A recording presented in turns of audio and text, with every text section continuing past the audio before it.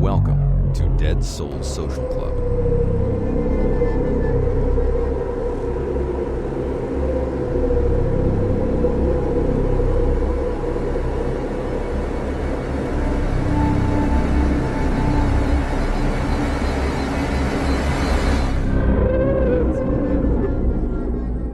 Good evening, everyone. If you enjoy our show and find our research both interesting and informative, please can I ask that you consider leaving us a 5-star review on your chosen podcast platform. Something that small really does help us out a huge amount. You can also find out more about us and our work by heading over to deadsouls.co.uk and checking us out. We are a small team of 3 researchers with more than 70 years of experience between us. You can also find us and speak to us over on Instagram. Just search Dead Souls Social Club and we'll come up. So, as always, thank you so much for joining us tonight. This audio presentation contains graphic details of death, violence, and controversial subject matter. Listener discretion is strongly advised. From Dead Souls Media, this is The War for the Falklands, Part 1. I'm Jamie Black, a researcher and psychologist, and I'll be your host for tonight.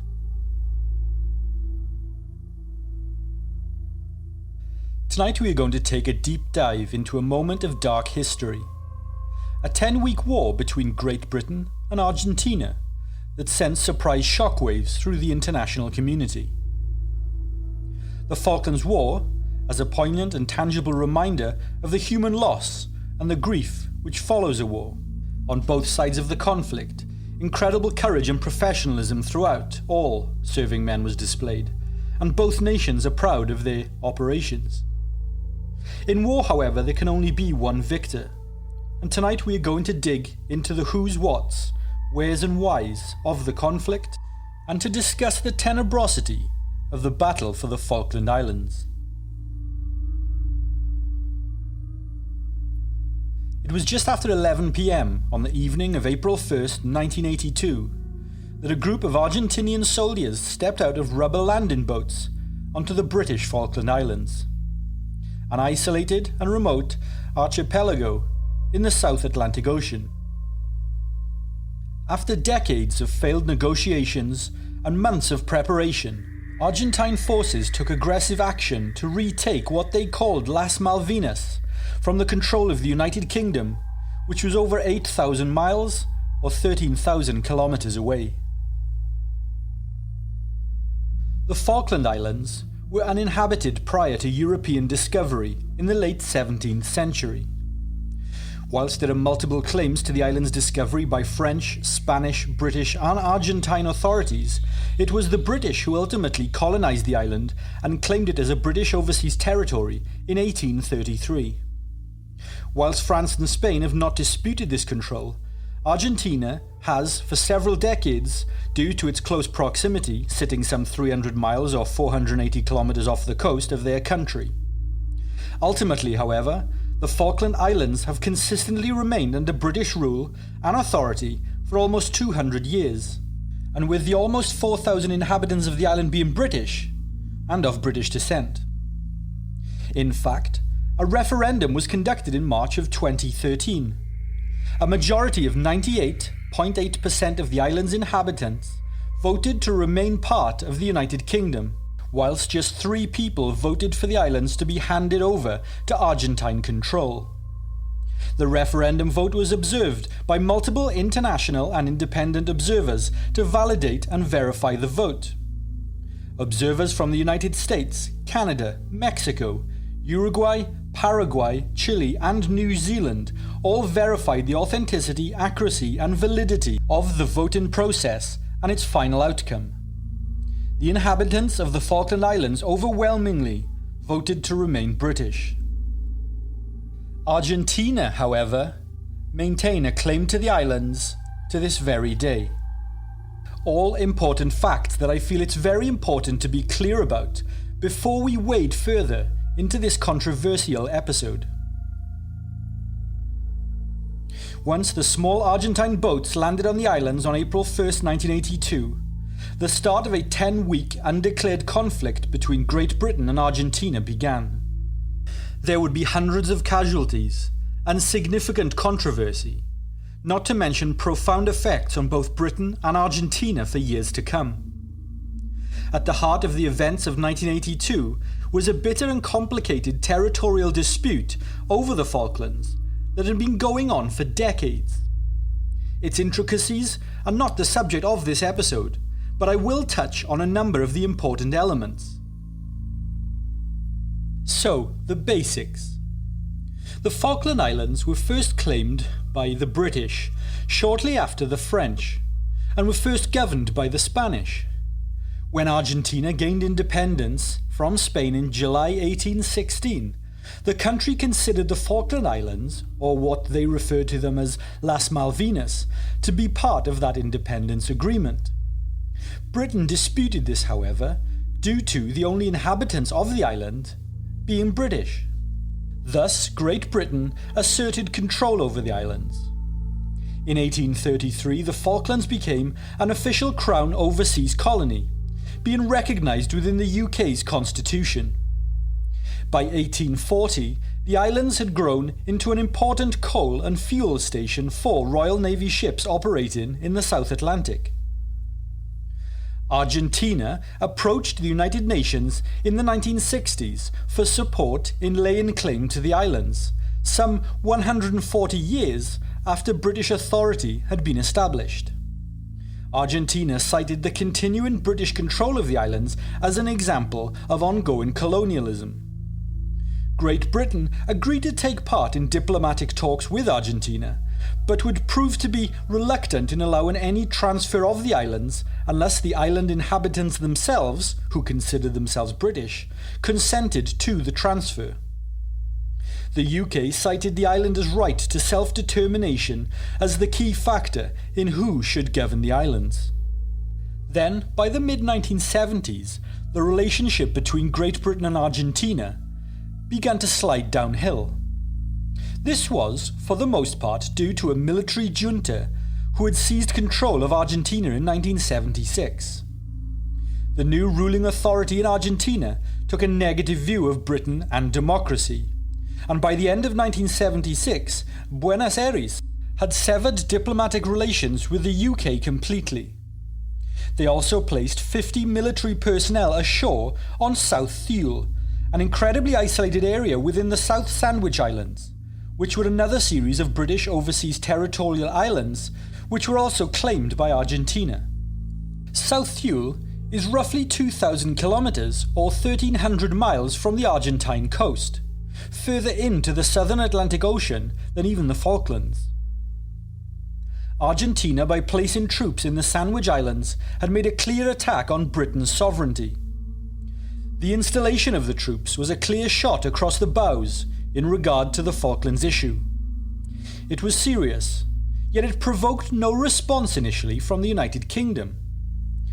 There were no permanent inhabitants on the South Sandwich Islands, so the UK were not going to get into a military confrontation and risk British lives over islands alone. The British government instead issued a series of strongly worded letters and telegrams to the Argentine authorities and lodged a complaint to the United Nations. But the Argentine presence on southern Thule was not evicted. Efforts to resolve the ongoing Falklands issue continued after the election of Margaret Thatcher's government in 1979. Thatcher suggested the idea of transferring sovereignty to Argentina, but leasing the islands back to Great Britain for a 99-year period.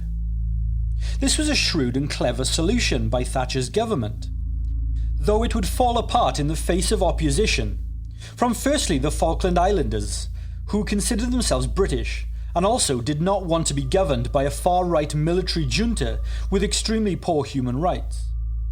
But Thatcher's plan was also scuppered by British MPs, who refused to back down to illegal Argentine pressure, so it was quickly established to be dead in the water. By 1981, the UK had no clear plan on the Falklands Islands issue, other than playing for time and trying to avoid the Argentinians doing anything too dramatic. the UK had no appetite for a war on the other side of the world, and had more pressing issues closer to home with the Cold War and tensions in the Middle East. The trouble, however, was with Argentina. For the most part, it appeared that Britain just wasn't that bothered about the Falkland Islands at all, at least to the Argentinians. In 1981, the Thatcher government announced massive defence spending cuts after a review by the Defence Secretary, John Nott. The Whitehall cuts to the defence budget was nothing new, but this particular round was a large blow to the Royal Navy in particular. The Navy was set to lose 2 of its aircraft carriers and a number of amphibious assault ships in the cuts. Prime Minister Thatcher had approved these cuts, primarily because she was keen that Britain's overall public expenditure had to be reduced. But perhaps most importantly, she agreed with Nott's desire to withdraw the Navy's presence in the South Atlantic Ocean, namely the patrol ship HMS Endurance. The British Foreign Secretary, Lord Carrington, had opposed the naval cuts, insisting that the withdrawal of the patrol ship from the Southern Atlantic would be taken as a sign of Britain's lack of commitment to the Falkland Islands. Carrington was overruled in a cabinet vote, but as it turned out, Lord Carrington was entirely right in his assumption. The military dictatorship in Buenos Aires saw Britain slashing its naval spending and removing its presence in the South Atlantic, and very definitely interpreted it as a sign that Britain's commitment to the islands was reducing. This came in addition to London's non-response to the occupation of the southern Thule Island, and the total disregard of the Shackleton Report from the mid-1970s. Now, the Shackleton Report had recommended that £12 million of government spending be invested in the Falkland Islands, but the government had decided not to move forward with the investment at that time. To the Argentine military junta, it appeared that the UK didn't care about the Falklands. They had no interest in investing economically in the islands, no interest in defending it militarily, and no interest in responding to breaches of its sovereignty. For the most part, before asking why Argentina invaded the Falkland Islands, you could argue that it was because the UK government gave them the initiative to do so. It provided every reason to think that they would get away with it and emerge triumphant. It was against this backdrop of apparent British disinterest that the new, though inexperienced, Argentine military junta took office in December of 1981, led by General Leopoldo Galtieri. At the time, Argentina had severe economic problems that there was no quick or easy solution for. So General Galtieri needed a distraction to turn the people's attention elsewhere. So he planned for 1982 to be, as he called it, the year of Las Malvinas. Either Britain would hand the islands over to Argentina, or Argentina would take them by force. To minimise any prospect of any British response to this, the junta planned to occupy the islands in September of 1982, as by this time HMS Endurance would be on her way back to the United Kingdom, and the Argentine Navy would have completed a procurement of 18 French-built Super Strike fighters, complete with modern Exocet anti-ship missiles. Up until then, diplomacy would continue between the two nations. The Argentine Foreign Minister, Nicanor Costa Mendez, sought to prepare the ground for an invasion, issuing a statement in February 1982 warning that Argentina was prepared to use other means in regard to regaining the islands if diplomacy failed. It was the planting of a seed. A carefully planned diplomatic offensive calibrated to peak just at the moment the invasion was scheduled for in September. But then, out of the blue, the entire plan was turned upside down by the most unlikely of sources. On March 17, 1982, a group of scrap metal workers landed on the British-controlled island of South Georgia, roughly 900 miles or 1,400 kilometres southwest of the Falklands. the scrap metal workers had been tasked with dismantling an old abandoned whaling station at Leith Harbour on South Georgia Island. Konstantino Davidov had bought the salvage rights to complete the demolition and scrap metal haulage. The whaling station had been abandoned since 1965, so now, some 15 years later, it was falling into disrepair. In 1979, the scrap metal group travelled in the Argentine Navy transport ship ARA Bahia Buen Suceso, which had been hired as a private charter with supposedly no military personnel on board. The British authorities had given permission for Davidov's crew to make the journey, but requested a permit be picked up from the British base on the island of Grytviken 2 days after landing. No Argentinians had reported to Grytviken, however. And further, an Argentine flag had been spotted flying over Leith Harbour. Argentina has since claimed that this flag was likely nothing more than a patriotic and exuberant metal worker. But the British allege that the Argentine government had slipped some soldiers aboard the apparently civilian charter ship to try and repeat their trick from southern Thule Island. The latter is likely the accurate statement. Either way, the British suspected something sinister was going on. British staff at Grytviken base reported to Rex Hunt, the governor of the Falkland Islands at the time, that the flag of Argentina was flying on the island. He immediately ordered that the metal workers lower the flag and report to Grytviken base. The flag was removed soon afterwards, but still, nobody appeared to obtain the required permits. As a result, Governor Hunt made a report to central government in London. He reported that what he believed to be Argentinian military troops had landed on South Georgia, and his opinion was that the whole expedition was probably a cover for a seizure of the island by a hostile nation. On receipt of Hunt's message, the British government acted quickly. They demanded that the Argentines leave South Georgia with immediate effect, and ordered HMS Endurance to sail for the island from the Falklands with 22 Royal Marines aboard.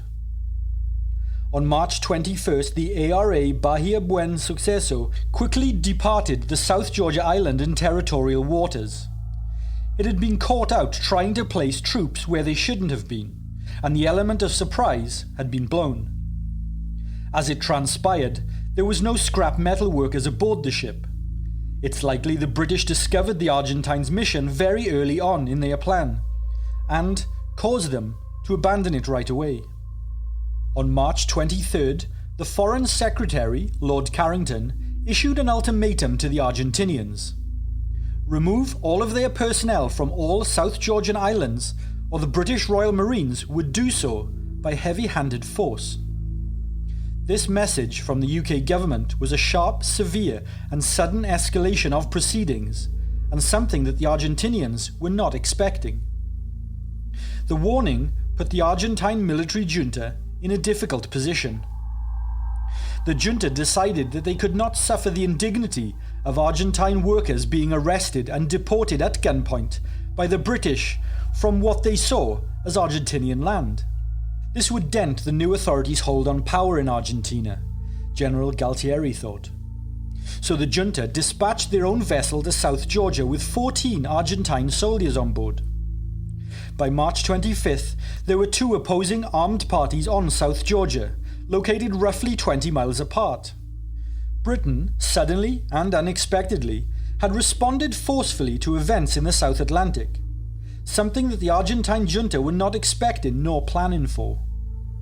Thus, Argentina now dramatically accelerated its plans. They were now worried that the British would reinforce the Falkland Islands due to the worsening crisis, and realised that they had made a rather large blunder in their operations. So, the Argentinian invasion plans were brought forward from the planned September 1982 invasion, and the Argentine Navy requested permission to conduct landings on the Falklands as quickly as possible. Just days later, on March 28th, a large Argentine fleet were put to sea under Vice Admiral Juan Lombardo. They were bound for the Falkland Islands. Task Force 20, which included the aircraft carrier ARA 25 de Mayo, was present only as a demonstration of Argentina's power. Although the aircraft carrier, ironically, was a World War II-era carrier of British origin, which they had since decommissioned and sold on to the Netherlands, who in turn sold it to Argentina. Regardless, it was inferior to the advanced and current technology and fleet of the British Royal Navy. Task Force 40, under the command of Rear Admiral Carlos Bucer, was to carry out operations against the islands. The task force contained the Argentine Navy's most modern ships, however, 2 Type 42 anti-air destroyers that had also been bought from Britain in the 1970s. The British had a better understanding of the Argentinian Navy's capabilities and equipment than the Argentines did. As the Argentinian invasion flotilla sailed into some bad weather on the evening of March 28th, their movements were detected by British intelligence. The United Kingdom wanted to avoid an Argentine invasion at all costs, so they pushed the United States, who were allies with Argentina, to warn off the military junta from taking forceful action. US President Ronald Reagan agreed and spoke with General Galtieri, but he had no success in turning the Argentinian leader's plans around. The UK government, receiving this news from their American allies, began to take military action and preparation. They hoped that some last-minute deterrence could ensure that Argentina backed down. 3 British nuclear-attack submarines were immediately dispatched to the South Atlantic. The UK, however, being 8,000 miles away from the Falklands, meant that the first submarine would not arrive for around 10 days. In the meantime, however, HMS Endurance would steam full speed ahead on March 31st towards the Falklands, although until reinforcements arrived, Endurance would be very much alone. Captain of the HMS Endurance, Nick Barker, knew that the closest British naval backup unit was at Gibraltar in the Mediterranean Sea, some 7,000 miles away. By the evening of April 1st, Argentine Task Force 40 was approaching its landing points near Port Stanley, the capital of the Falkland Islands. Final preparations were being made. Rear Admiral Bucer addressed the landing forces aboard the assault ship ARA Cabo San Antonio. He said to his troops, quote, "We have been chosen by destiny to carry out one of the dearest ambitions of the Argentine people, to recover the Malvinas Islands. I expect from you bravery in battle, respect for your enemy, and generosity in victory. I warn you that if there are any excesses against the enemy, troops, women, or private property, I will impose the maximum penalty." At 9:30 p.m. on April the 1st, 1982, the Type 42 destroyer ARA Santismo Trinidad dropped anchor a mile off the coast of Port Stanley. Argentinian Operation Azul had now begun. 21 Gemini rubber landing boats were lowered into the water, and 84 Argentinian soldiers began their journey to the coast. It took an hour and a half for the soldiers to paddle to the shore, getting stuck alongside kelp beds on the way, and ended up making landfall some distance east of their intended landing zone, which was initially planned to be at Mullet Creek. This meant that they would have more ground to cover to reach their objectives, and would need to speed things up.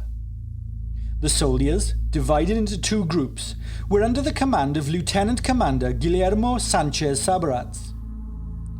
They headed 6 miles northwest to Moody Brook Army Barracks, where a Royal Marine garrison of around 70 soldiers was expected to be a smaller party of just 16 men at the time.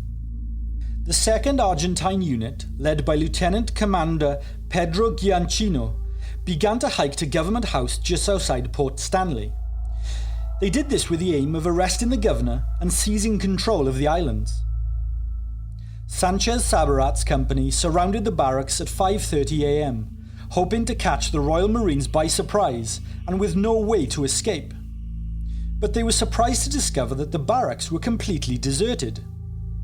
Still, the Argentine soldiers poured gunfire, tear gas, and explosive grenades into the building, This sudden eruption of gunfire and explosions at Moody Brook Barracks was heard several miles away at Port Stanley, where the Royal Marines garrison were actually positioned under the command of Major Mike Norman. The Royal Marines had relocated from Moody Brook to take up positions to the east of Cape Pembroke. The beaches there were where they thought any Argentinian invaders might land. At 6:05 a.m. on April 2nd, the sound of gunfire was heard coming from the west of Government House. Alarm bells immediately rang for Major Norman. His troops were also facing in the wrong direction. Norman ordered 2 sections of the Marines to relocate and take up positions both west and south of Government House. This was to bolster its defences. Norman hurried there himself at 6:15 a.m. Lieutenant Commander Giacchino, still sticking to the plan that assumed the Royal Marines would be asleep in their barracks at Moody Brook, approached the rear of Governor's House with 4 of his men. They barely made it into the grounds of the rear of the house before gunfire ran out from the defending Royal Marines. Almost right away, Lieutenant Commander Giacchino was mortally wounded and all of his men were pinned down. A furious gun battle erupted with machine gun fire and stun grenades thrown from the Argentinian soldiers. By 6:20 a.m. the attack had stalled and the Argentine soldiers hastily retreated, abandoning Commander Giacchino and 2 other wounded men who would be left behind. Argentine reinforcements were on the way, however. At 6:30 a.m. the main landing force began to arrive west of Cape Pembroke, the location where the Royal Marines garrison had assumed that any invasion would be located. 20 assault amphibious landing vehicles were deployed from ARA Cabo San Antonio and rolled ashore carrying troops from the 2nd Argentinian Marine Battalion. They began marching south right away. They seized the airport and detached an army platoon to clear the runway. The Argentinian battalion then pushed across a narrow strip of land known as the Neck. 2 British sections under Lieutenant Bill Trollope prepared to engage the battalion just outside of Port Stanley at 7:15 a.m. They fired on the lead group with 2 anti-tank launchers. Initial shots were wayward, but when one vehicle closed to within 150 meters, it was hit twice with rockets and began to billow with smoke. The Royal Marines then took heavy fire from the other AAV Amtracs. The Royal Marines were outnumbered, and the gunfight intensified, forcing the British Marines to retreat into Port Stanley. They exchanged small arms fire with the oncoming Argentines as they fell back towards Governor's House. By 8 a.m. the situation was deteriorating quickly for the British. They were outnumbered by the Argentinians, 5 troops to 1. The Royal Marine Commandos from Moody Brook Barracks had pushed east and were now engaged in heavy fighting around the Governor's House. The Royal Marines did not have the equipment to defend against the AAV vehicles that were rolling into Port Stanley, and with great regret and reluctantly, at 9:30 a.m. Governor Hunt agreed to stop the fighting. An Argentinian flag was raised over Governor's House and the battle was over. The Royal Marines had resisted for 3 hours, vastly outmanned, but suffered no casualties. By contrast, the number of Argentinian soldiers killed in this initial gunfight is estimated to be between 20 to 30, although Argentina has never acknowledged the true number, merely stating that only 2 were wounded. Within hours of the battle ending, the defeated British personnel were flown off the islands and to Uruguay. From there, they were transported back to the United Kingdom. Propaganda photographs of the captured British Marines laying face down were distributed widely through the international media. By the afternoon of April 2nd, more Argentine troops were flown into the Falkland Islands to take up defensive garrison duty. That same day, a team of officials from the military junta government of Argentina arrived to establish civil administration of the islands. Argentina declared that Las Malvinas had been recaptured. Huge scenes of patriotism and jubilation were seen and broadcast from the streets of Buenos Aires. News of the invasion reached London within hours on April 2nd. it sent shockwaves through the British government. Its attempts at deterrence and delay over the years had failed. Margaret Thatcher faced down a fiery House of Commons on Saturday, April 3rd. Thatcher had to fight for her government's survival in the face of an angry electorate. The members of Parliament were angry at both Argentina and Thatcher's handling of the whole crisis. The Prime Minister's attempt to explain the government's actions over the previous days were met with derision and dismay. Thatcher and her government were staring in the face of political annihilation if she didn't take action. The British public were outraged, and the nation would simply not allow the seizure of the Falklands to stand. On the afternoon of April 3rd, 1982, Prime Minister Margaret Thatcher announced the following to Parliament. Thatcher announced that, quote, "The government has now decided that a large task force will sail as soon as all preparations are complete. HMS Invincible will be in the lead and will leave port on Monday." This brief announcement would trigger the largest mobilization of the British Armed Forces in more than 3 decades. As previously stated, the Falkland Islands were around 8,000 miles away from the United Kingdom and occupied by Argentina, who had over 300 modern aircraft that could fly from air bases within a few hundred miles of the islands. Argentina had the upper hand in terms of military resource close at hand and established launching points and bases in the vicinity. A British task force would be outnumbered and a long way from any help and support. There would need to be logistic support from a supply train. Unfortunately for the British, this quite simply didn't exist in 1982.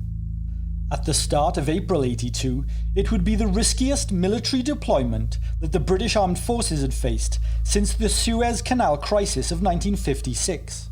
The Royal Navy, under the leadership of Admiral Henry Leach, were quietly confident, however, that a military task force to reclaim the islands was possible.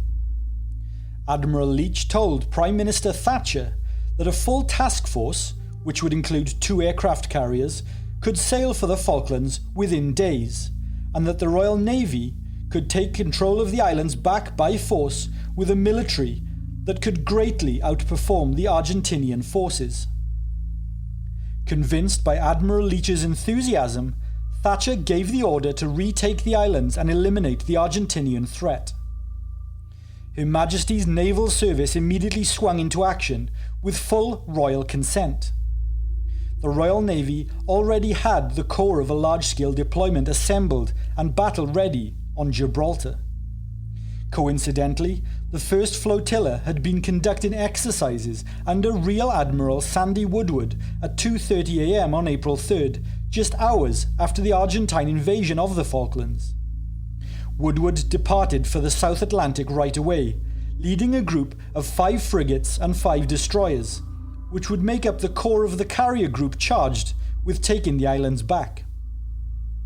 Whilst the United States attempted a diplomatic resolution with the Argentinians, they made their alliance with the UK strongly known, stating that if war between the 2 countries broke out, then the US would stand by their oldest and closest ally, the United Kingdom, and honour their NATO partnership.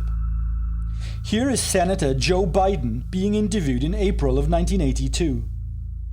There's a growing feeling in Washington that diplomatic efforts should go on, but that Argentina must be made aware that if war breaks out, the United States will firmly back the British.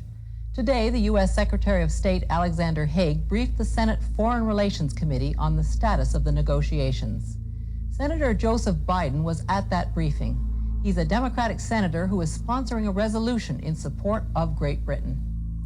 Based on your briefings with Alexander Haig, how do you right now rate the chances of a diplomatic solution? Well, I think the Secretary of State was accurate in his assessment of it. It's very tenuous. I'd rather not comment on what was a secret briefing and what, in fact, the Secretary indicated were the stages of negotiations at this point, except to say that they're ongoing and the administration is hopeful. It's very pertinent what you're being told, you see, because we see the Senate trying to perhaps get more involved on the British side? Doesn't that depend on how you rate the chances of an imminent diplomatic breakthrough? Well, not really. I believe that that my resolution, which clearly calls for us to state whose side we're on, which is the British side, will in fact, I believe, aid the negotiating process, not diminish the chances of negotiation. I think the Argentinians must be disabused of the notion, assuming they harbor it, that the United States is truly neutral in this matter. And so I have no sense that my resolution calling on the United States Congress to go on record in support of the British would be anything other than helpful. Senator, how do you think it would be helpful? Because conceivably that might topple the Argentinian government. Is that acceptable to you? No, that is not acceptable in the sense that I wish for that. But the fact of the matter is there's a great deal at stake for the United States and the hemisphere. First of all, and for Canada, I might add, very boldly, the fact of the matter is that if we allow in this hemisphere the settlement of claimants' property disputes by the use of force, we're going to unleash an entire series of actions that none of us want. Secondly, NATO is an alliance upon which we have made a firm and solemn commitment. And it's clear that the Argentinians are the aggressor. It's clear the British are right, and it should be clear to the whole world where the United States stands. All right, you mentioned hemispheric interests. Let's just stick to American interests at the moment. Yes. The OAS has voted that they recognize Argentinian sovereignty. Now, don't you lose something in hemispheric relations with the proposition you've just made? There is no question that the United States is going to lose no matter what it does. The question is that we are going to lose, in my mind, we lose a great deal more by not standing on principle and not standing with our oldest and closest ally and not standing with the alliance that is most important to the United States of America. Could you tell me quickly how you rate Soviet actions lately in helping Argentina, if you're not also giving them a whole new opening in Latin America? Negligible. I believe that Soviet actions are negligible. Their capabilities are limited in the area. There is no evidence that the Soviets are, in fact, making any major moves to move anywhere into the hemisphere. Would you be sorry to see the Galtieri junta toppled? I would be sorry to see the situation change in such a way that there would, in fact, be an increased prospect of Soviet and/or communist influence in the hemisphere. But I'd even be more sorry if we dashed what is already a fragile and very tenuous situation with regard to NATO and NATO solidarity. Senator, thanks for talking to us. Thank you very much. Back in Great Britain, work was frantically underway to provide Rear Admiral Woodward with ships and aircraft carriers to escort them. 5 frigates and 5 destroyers were escorted by 2 aircraft carriers stocked full with Harrier jump jets, Tornado strike jets, and anti-submarine Sea King helicopters. 3 nuclear submarines were also deployed, and in addition a further 127 Royal Navy ships with 3 Commando Brigade and 2nd and 3rd Battalions, the full Parachute Regiment, and other units including a reinforced troop from the Blues and Royals and the Special Air Service or SAS moved with the UK task force. 2 of Britain's aircraft carriers had been docked at Portsmouth when Argentina attacked the Falklands, and there was furious and frantic preparation to get them operational and deployed. On April 5th, both HMS Hermes and HMS Invincible left Portsmouth Harbour in a blaze of patriotism and public support. Great Britain televised the massive naval deployment as a statement to Argentina of Britain's resolve. It had been just 3 days since the Argentine invasion had begun. In order to transport the more than 30,000 troops to the Falklands, the British government requisitioned the 45,000-ton cruise liner Canberra. UK officials boarded the ship at Gibraltar and implemented modification plans needed for a military deployment in the South Atlantic. A custom-built helicopter landing pad was constructed over the ship's pool, and its plan was quickly sketched on the back of an envelope and built from those plans just a day later. Canberra docked at Southampton on April 7th and sailed 60 hours later with 2,500 Royal Marines and paratroopers on board. It was an incredibly fast and efficient turnaround. It was a similar story all across the country as dozens of merchant navy ships were called into service for all manner of roles in support of the Royal Navy.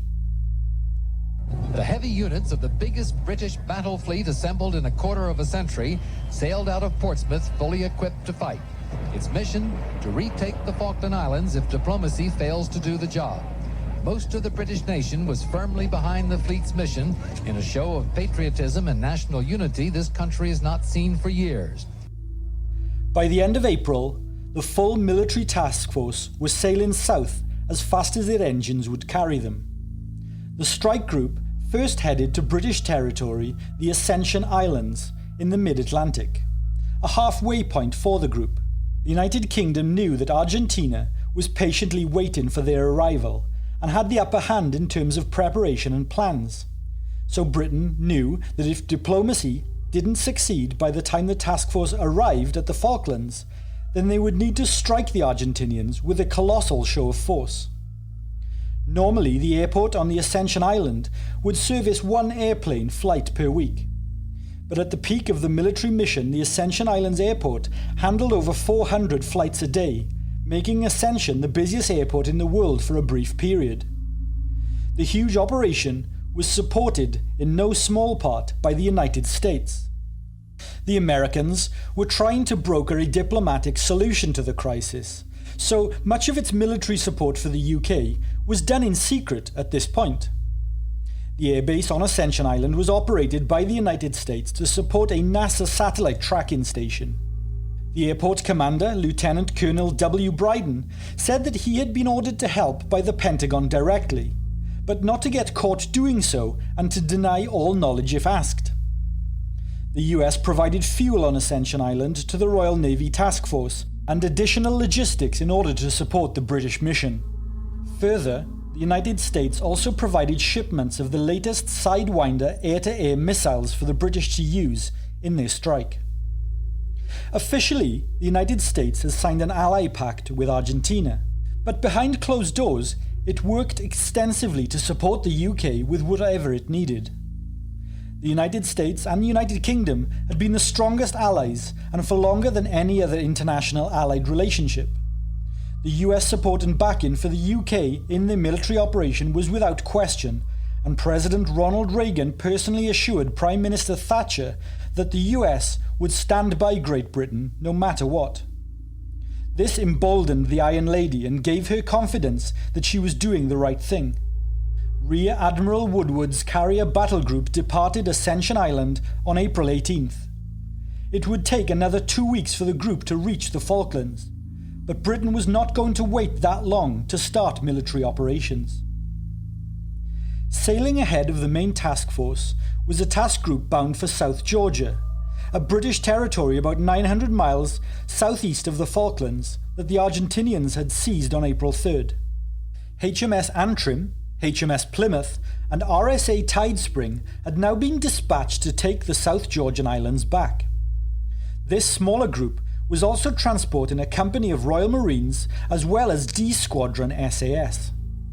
This task force would link up with the South Atlantic patrol ship HMS Endurance, who was already in the vicinity of the islands. The task group, under the command of Captain Brian Young, arrived off the coast of South Georgia on April 21st and wasted no time in taking action. The British ships immediately began operations against Argentine positions. The situation did not get much better for the British when intelligence arrived the following day that an Argentinian submarine was in the vicinity of South Georgia. This was a huge threat. If a submarine could pick off one of the British ships, that could spell the end of the South Georgia operation and possibly the entire Falklands campaign. If the public and political will to continue collapsed in the face of a military setback, this could seriously damage the continuation of any further military action.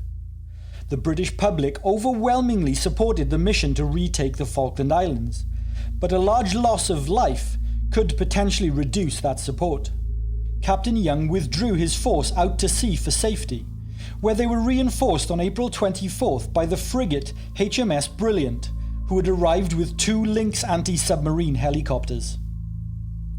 With this added strength, the British force returned to South Georgia, with the exception of RFA Tidespring. This ship was carrying the Royal Marine Company and was kept out of harm's way at that point, allowing the big hardware to go in first. On the morning of April 25th, the British warships mobilised their helicopters into a submarine hunting strike group. HMS Antrim took the lead, launching 3 Wessex attack copters. The strike group was headed up by pilot Lieutenant Commander Ian Stanley. The helicopter crew searched by naked eye initially, keeping their detection levels low, but also conducted a sweep by radar to see if they could track the Argentine submarine. Almost immediately, the ARA Santa Fe, an Argentine Balao-class submarine, appeared on the lead helicopter's radar screen. The submarine was heading northwest at the water's surface. The sub had just dropped a platoon of soldiers at Grytviken to reinforce the Argentine garrison located there. Lieutenant Commander Stanley called in its location before dropping 2 depth charges, one of which directly hit the Santa Fe's conning tower before exploding. The ARA Santa Fe was a 40-year-old decommissioned US submarine originally built during the Second World War. It wasn't an advanced piece of military hardware come the early 1980s. Damaged from the depth charge, the submarine turned back towards Grytviken, leaking fuel, which provided an easy-to-follow trail on the ocean's surface. HMS Brilliant was next on the scene, launching a home-in torpedo at the sub, before Wasp copters from the HMS Endurance and HMS Plymouth opened fire with a barrage of 12 rocket missiles. The first of these rockets, from Lieutenant Commander John Ellerbex's aircraft, was not big enough to do significant damage to the sub, but they punched enough holes in the conning tower to prevent ARA Santa Fe from submerging. Pursued and attacked now by almost half a dozen helicopters, ARA Santa Fe slowly limped into Grytviken harbour, where the crew abandoned the sub and made their way to the Argentine garrison position at King Edward Point. The British element of surprise was now gone.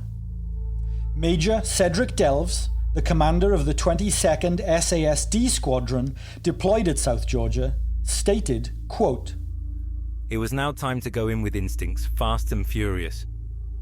The Royal Marine Company, who had intended to lead the assault on Grytviken, was still 200 miles away aboard RFA Tidespring at this point, so any quick assault would have to go in without them.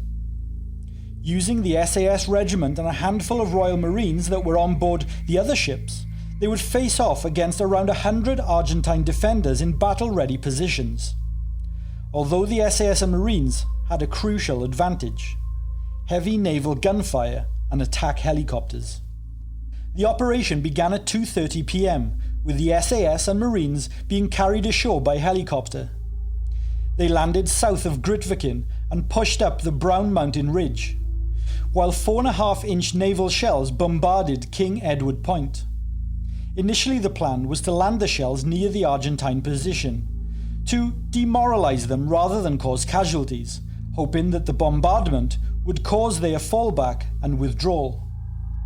The land troops, under the command of Royal Marine Major Guy Sheridan, then advanced to within 3,000 feet, or 914 meters, of the garrison, before HMS Antrim steamed right into the bay and threatened to fire directly at the Argentine position unless they surrendered. A voice quickly transmitted across the radio, saying, quote, No shoot, please, no more shoot." The Argentinian commander, Lieutenant Commander Luis Lagos, appreciated the overwhelming strength of his opponent and wisely decided to surrender his men. With this, and the surrender of Lieutenant Alfredo Astiz at Leith Harbour the following day, South Georgia was restored to British control within 12 hours of the British arriving. Captain Young of the HMS Antrim sent a communication that was passed on to London, stating, quote, "Be pleased to inform Her Majesty that the White Ensign flies alongside the Union Jack in South Georgia. God save the Queen." This was the UK Foreign Secretary reading the communication out to the press outside the Houses of Parliament, with a pleased Prime Minister Thatcher looking on. What had begun as a grave and almost cataclysmic operation ended in complete success for the British, an early victory within hours of the British military arriving in the area bolstered and reinforced the confidence of the Royal Navy to confidently resolve the issue in the South Atlantic.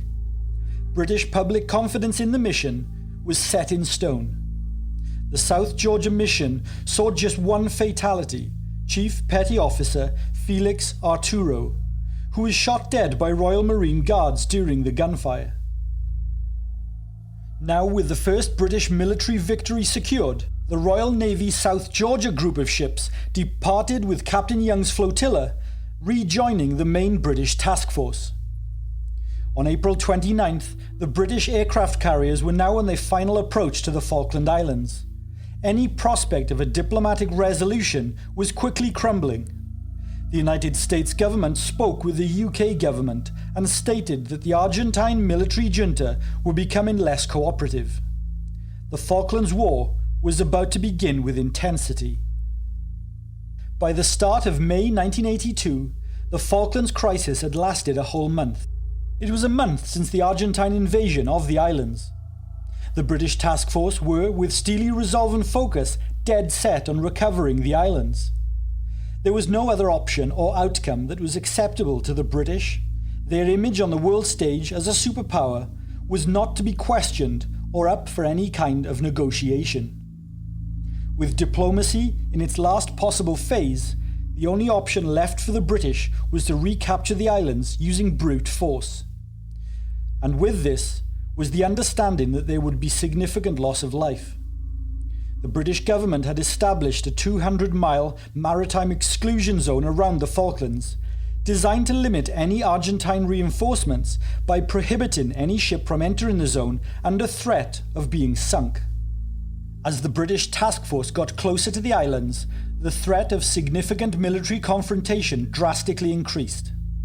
The exclusion zone was expanded to become total. The zone would also prohibit aircraft from going near the Falklands too. The British announced to the United Nations, quote, "It is without prejudice to the right of the United Kingdom to take whatever additional measures may be needed in exercise of its right of self-defense under Article 51 of the United Nations Charter." Now, the British task force crossed into the exclusion zone on the night of May 1st. The United States notified the British government that night that all diplomacy and negotiations had ended, and the US would be supporting the UK's military strike publicly. Britain announced the arrival of its task force with aplomb. Bombing raids against Port Stanley and Goose Green airfields began right away, and the UK forces intensely bombarded the Argentine land positions around the capital. Argentina responded, however, and launched more than 40 aircraft to engage the British that afternoon. The Argentine naval forces also closed in and confronted the British task force. From the northwest in two separate groups, the bulk of Argentina's naval group, including the aircraft carrier 25 de Mayo, equipped with Skyhawk attack aircraft, closed in. The British had positioned two of their nuclear submarines in this area to hunt down and neutralize the Argentinian aircraft carrier. A third Argentinian naval group pushed eastwards. The cruiser ARA General Belgrano, a former US-Korean War-era cruiser accompanied by two Type 42 destroyers, the ARA Hipólito Bouchard and ARA Piedro Buena. The two destroyers were the greatest concern to the UK force. They were armed with French Exocet anti-ship missiles, which could strike targets with a devastating warhead from more than 22 nautical miles away. On the morning of May 1st, the submarine HMS Conqueror was in contact with the General Belgrano group and reported its movements to the British task force. As the day progressed, the British became increasingly concerned about the whereabouts of Argentina's aircraft carrier, with HMS Conqueror reporting that the Belgrano group was heading east towards the Falkland Islands. The Royal Navy assumed that the aircraft carrier would be doing the same and trying to set up a pincer movement against the British task force. These fears were increased when overnight into the early hours of May 2nd, an Argentinian tracker aircraft was picked up on British radar. A British Harrier jump jet flown by Flight Lieutenant Ian Mortimer was quickly dispatched to investigate, but didn't find the aircraft. The jet did, however, identify several large radar contacts just 200 miles from HMS Hermes. The Harrier jet also picked up the same kind of radar emissions as those used by Britain's Type 42 destroyers. This almost certainly meant the presence of the aircraft carrier. The British task force was about 120 miles northeast of the Falklands, sailing on a southeast course around the islands. It was midnight. 200 miles to the northeast, Rear Admiral Woodward now knew there was an Argentinian carrier group which would be in position to launch a raid against his ships by dawn. Meanwhile, to the south of the Falklands, just outside the exclusion zone, HMS Conqueror continued to make contact with the General Belgrano and its crew. A position report from HMS Conqueror placed it about 230 miles from the task force's area of operation and heading eastwards.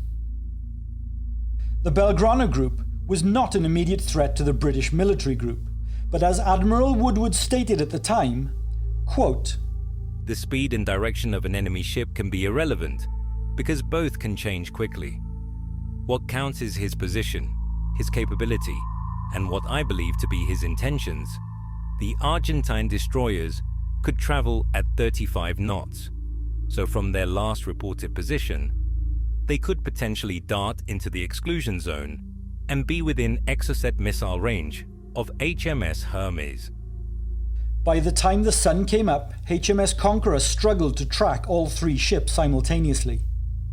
Rear Admiral Woodward might be faced with the difficult scenario of having to position his ship to defend against an air attack from the northwest, while 16 Exocet missiles could potentially appear from the south. Faced with this dreadful prospect, Admiral Woodward decided that the ARA General Belgrano needed to be neutralized. The trouble was, even though Britain had publicly made clear that any warship posing a threat could be sunk, its internal rules of engagement did not allow HMS Conqueror to engage a ship outside of the exclusion zone, and in addition, they could only fire after being fired upon first. A decision to counter their own engagement policy could only be changed by central government decision in the London War Room. A request for policy alteration was quickly sent. Back in London, Vice Admiral John Fieldhouse and Rear Admiral Peter Herbert both reached the same conclusion as Admiral Woodward. The question and decision was escalated to the British War Cabinet, which was being headed by Prime Minister Margaret Thatcher. With little hesitation, the Iron Lady gave the order to sink the General Belgrano, and also any and all vessels identified as an Argentine aircraft carrier, cruiser, destroyer, frigate, corvette, or submarine. This is one of the most controversial moments of the Falklands War, as by the time this order was received by Admiral Woodward, the General Belgrano had actually changed course and was heading westwards, back towards the Argentine mainland. The Argentine carrier group, under the command of Rear Admiral Galta Alara, was ordered to head back to the mainland to await further orders. The British assumed that the Argentine ships were simply regrouping for a consolidated attack later that night. As the sun began to set, Commander Chris Refford Brown of HMS Conqueror began an attack run on the ARA General Belgrano. The submarine closed in on its target and at 2:57 p.m. fired 3 Mark 8 torpedoes. These torpedoes were armed with massive warheads, which would be needed to punch through the thick armour plating of destroyers and aircraft carriers. In quick succession, 2 torpedoes directly hit their mark, blowing the ship's bow wide open and causing a wall of flames to burst through the deck at the ship's stern. The cruiser ground to a halt and quickly began to sink. At 3:17 p.m, Captain Hector Bonzo of the Belgrano gave the order to abandon ship. Less than 5 minutes later, the General Belgrano had completely sunk. 323 sailors went down with her. The Argentine Navy were now firmly aware of the exceptional threat that Britain's nuclear submarines posed to them. The full Argentine Navy retreated straight back to port and stayed there, with the Argentinian Navy having no further role in the war. the sinking of the General Belgrano made global headlines. On May 3rd, the Argentine government announced the loss of the cruiser and called its sinking, quote, a treacherous act of armed aggression. To the international community, the sinking of the General Belgrano came as a complete shock, particularly as hundreds of sailors were killed in the strike. International support for Britain wavered. The Belgrano had been heading away from Britain's ships when she was sunk. The British government for years following the sinking would be evasive and secretive about the attack of the General Belgrano, both to the public and to parliamentary inquiries. For the most part, the United Kingdom maintained firm support from its allies, Australia, Canada and the United States, who refused to condemn the sinking and reiterated their support for the UK in the Falklands War. Germany felt the sinking used overly excessive force and condemned the attack, while the remainder of the international outrage came from countries who were opposed to the UK in general: the Soviet Union, China, Argentina and Iran. France was ambivalent to the attack and war in general. They wanted to maintain positive relations with both the UK and Argentina. Ultimately, Argentina had begun hostilities the previous month, and towards the end of April had been formally warned by the British in a statement that any ship which could amount to a threat to interfere with the mission of the British forces in the South Atlantic will encounter an aggressive response. In August 1994, an official Argentine Defense Ministry report was released, which described the sinking of the General Belgrano as, quote, a legal act of war in international waters. In 2003, the ship's captain, Hector Bonzo, also confirmed that the sinking of the General Belgrano by HMS Conqueror was carried out in legal accordance to the accepted rules of war. The sinking of the Belgrano was the largest single loss of life of the entire Falklands War, and its most controversial moment. But this was just the beginning. Argentina in 1982 had a large fleet of powerful Western-built aircraft, including American-made Skyhawks and Israeli-produced Daggers. The latest addition to this fleet of more than 300 planes was the French Super Étendard strike fighter, which was designed to operate Exocet anti-ship missiles. These missiles were capable of delivering a 165-kilogram warhead at over 700 miles per hour. The Exocet was a modern and highly dangerous missile, and the British knew that it would, in all likelihood, be the single biggest threat to their ships during the Falklands War. As a key part of their naval strike force, Argentina had ordered 14 Super Étendard jets and 15 Exocet missiles, but only 5 of each had been delivered by the time the Falklands War began. France subsequently suspended deliveries in the wake of the invasion of the Falkland Islands. With such a limited stock, it was decided that the Étendard jets would only deploy from their base at Rio Grande in pairs when opportune moments to strike the British carriers arose. And on the morning of May 4th, one such opportunity presented itself. An Argentine Neptune reconnaissance aircraft detected the British task force southeast of the Falkland Islands. Rear Admiral Woodward had positioned his flagship, HMS Hermes, about 75 miles south of Port Stanley. He was keeping his ships relatively close to the coast in order to support shore bombardment and reconnaissance operations against the Argentine land positions. At 8:34 a.m. on May 4th, a pair of Super Étendard jets took off from Rio Grande Air Base and were piloted by Lieutenant Commander Augusta Bedocarats and Sub-Lieutenant Armando Mayora. The pair of jets flew east. They were relying entirely on the element of surprise and the long range of their missiles to strike the British task force. They would ordinarily not have the range to reach the British ships, but they were able to refuel in mid-air with the support of a Hercules tanker, which extended their range around 120 miles further, putting their British targets within reach. The two aircraft flew just 50 feet above sea level. This was so the curvature of the Earth could hide the planes from British radar detection. Flat Earthers take note.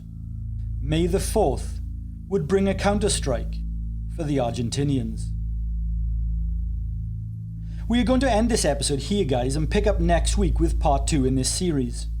For those of you who have not yet joined our Patreon, can I ask that you head over there and sign up? It costs just $2 a month, and for that you get a wealth of extra episodes, blog posts and research material. You will also have early access to merch drops, which are coming up too. Head over to www.patreon.com/deadsouls. A huge thank you to all of our already existing Patreon members. We value you more than we can express. Thank you all so much. Good night, everyone.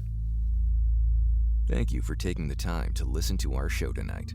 Be sure to leave us a 5-star review on your chosen podcast platform and subscribe to our show so that you never miss an episode. Our shows aren't sponsored by any company or corporation, so any support you can give us goes a long way in supporting the work that we do. From all of us here at Dead Souls, sleep tight.